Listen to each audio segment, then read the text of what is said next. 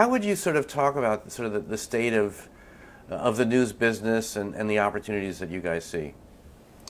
Well, I think in an overall climate for the news business, which, I think is very competitive and has been difficult for a lot of organizations, CNN sort of stands out. I mean, in terms of, our profitability and our growth. I think obviously the fact that this has been a very heavy news period has been good for CNN, but I think we've had the success we've had both in substantially increased ratings this year compared with last year, but even I think our numbers competitively are even more impressive on the web and in the digital arena, because I think we've been more consistent than we've ever been about staying with these big stories. So starting with the Egypt uprising in January and February, we've followed the Arab Spring probably more closely than any other news organization, certainly American news organization, as it traveled from first Tunisia, but then Egypt, Libya, Syria. Syria has been a very difficult story to report, particularly for a TV network, because except for a couple of times when we've gotten over the border, we can't get in. And yet we've been giving it consistent coverage online, on television. Anderson Cooper, which is, our sort of marquee primetime show, has been doing Syria almost every night. So I think the fact that so many of these stories have been foreign news stories, I think has played to our strength, because at a time when other news organizations, American news organizations, were cutting and pulling back from foreign coverage, we've been investing, we've been expanding. We're now reaping the benefits of that. So, increasingly we think, often we get compared in the TV realm with the other two sort of political news channels, FOX News and MSNBC. Obviously, politics is and remains, particularly in an election season, a presidential election season, a big component of our coverage, but I think it's only one pillar. I mean, international is another huge pillar. I think increasingly business coverage is very important. So, depending on what the hot story is, whether it's political, whether it's international, whether it's markets and business news, we have the resources to jump on all those stories.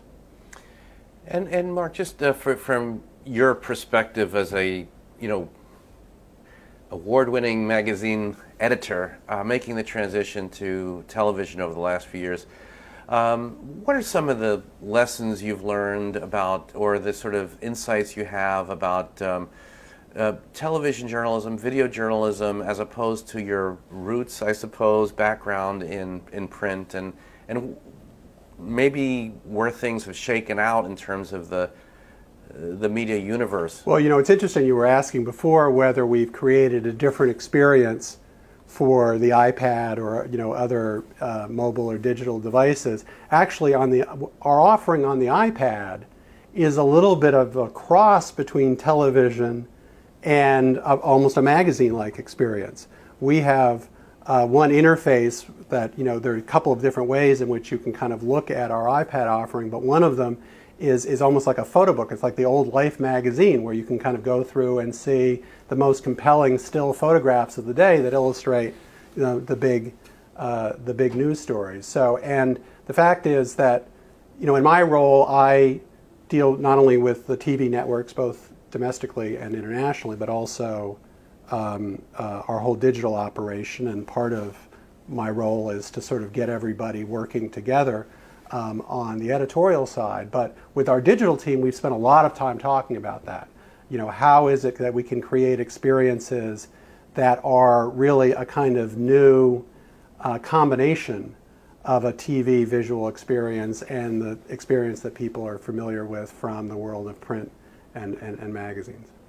And it's happening, or? Yeah, it's absolutely happening. I mean, I think it's happening, as I say, on our iPad edition, in some of our other mobile applications. We're talking about new ventures. We just acquired this little company, Zeit, that sort of, creates that, a little bit of that kind of experience. So we're very interested in new platforms, or platforms that combine old platforms in a new way.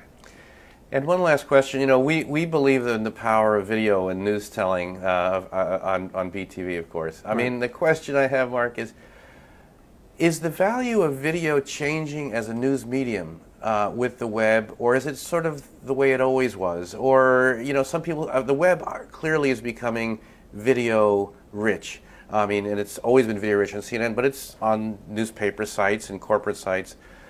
What's the value of video as a news medium, and is it changing? Well, there are a couple of things. I mean, you asked earlier about my print experience versus my TV experience. When I made the transition, one of the things that I think already, and this was 4 or 5 years ago, already pretty clear to me was, if you cared about the news, you had to care about video news, because increasingly that is how people consume their news. The interesting thing to me about the video experience is that it's gotten smaller and bigger at the same time. So more people are consuming video on the web, which often is more compact, doesn't necessarily have to have some of the same production values and bells and whistles that old-fashioned television has had, as long as the content is compelling. And we have a lot more competitors in that space than we did in the past, given the ease of video production. At the same time, it's getting bigger because in more passive video consumption, people are watching it on big HD TV screens and so forth and so on. And there you really need real, technological firepower to sort of produce that experience. And I think one great advantage that we have that not everybody does is that we can do both. And we can create content that people want to consume on the internet, or increasingly just sort of watch on their iPhone or other other mobile device. But at the same time, you can watch it on a 48, 60-inch screen, and it's compelling and attractive to watch.